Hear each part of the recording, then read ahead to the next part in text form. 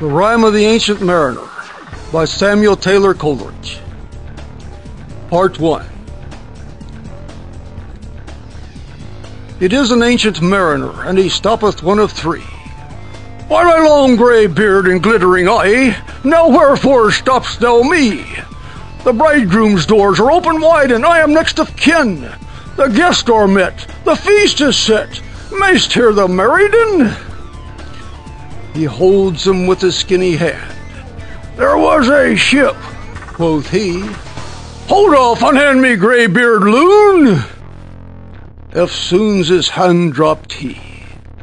He holds him with his glittering eye.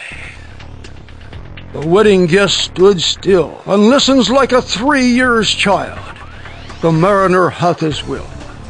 The wedding guest sat on a stone, he cannot choose but hear. And thus spake on that ancient man, the bright-eyed mariner. The ship was cheered, the harbor cleared, merrily did we drop. Below the kirk, below the hill, below the lighthouse top. The sun came up upon the left, out of the sea came he, and he shone bright, and on the right went down into the sea. Higher and higher every day, till over the mast at noon. The wedding guest here beat his breast, for he heard the loud bassoon. The bride hath paced into the hall, red as a rose is she. Nodding their heads, before her goes the merry minstrelsy. The wedding guest, he beat his breast, yet he cannot choose but hear. And thus spake on that ancient man, the bright-eyed mariner. And now the storm blast came, and he was tyrannous and strong. He struck with his o'ertaking wings and chased us south along. With sloping mast and dipping prow, as who pursued with yell and blow still treads the shadow of his foe, and forward bends his head. The ship drove fast, loud roared the blast, and southward, aye, we fled. And now there came both mist and snow, and it grew wondrous cold. And ice, mast high, came floating by, as green as emerald. And through the drifts the snowy cliffs did send a dismal sheen. Nor shapes of men, nor beast we ken. The ice was all between. The ice was here, the ice was there, the ice was all around. It cracked and growled and roared and howled like noises in a swound. At length did cross an albatross, through the fog it came. As if it had been a Christian soul, we hailed it in God's name. It ate the food it ne'er had eat, and round it flew. The ice did split with a thunder fit, the helmsman steered us through. And a good south wind sprung up behind.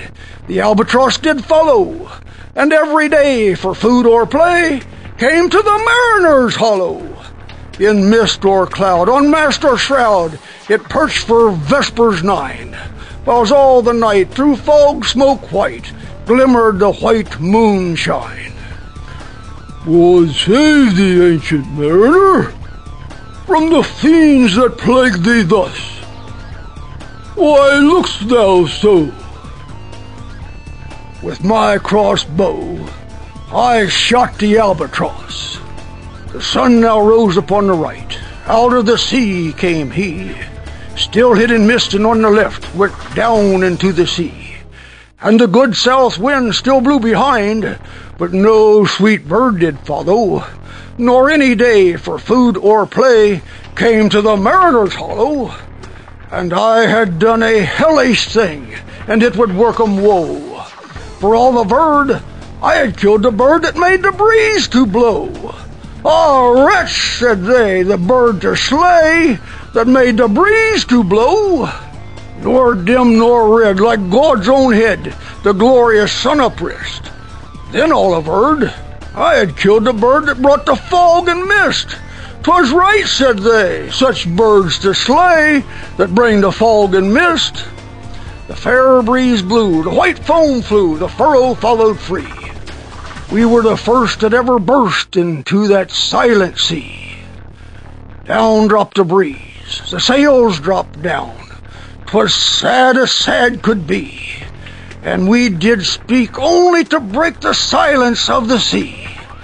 All in a hot and copper sky, the bloody sun at noon, right up above the mast did stand, no bigger than the moon. Day after day, day after day, we struck nor breath nor motion, as idle as a painted ship upon a painted ocean. Water, water everywhere, and all the boards did shrink. Water, water everywhere, nor any drop to drink. The very deep did rot. Oh, Christ, that ever this should be! Yea, slimy things did crawl with legs upon the slimy sea. About, and reel and rout, the death fires danced at night. The water like a witch's oils burnt green and blue and white, and some in dreams assured were of the spirit that plagued us so. 9 fathom deep he had followed us from the land of mist and snow, and every tongue through utter drought was withered at the root. We could not speak no more than if we had been choked with soot. Ah, well a day, what evil looks had I from old and young! Instead of the cross, the albatross about my neck was hung.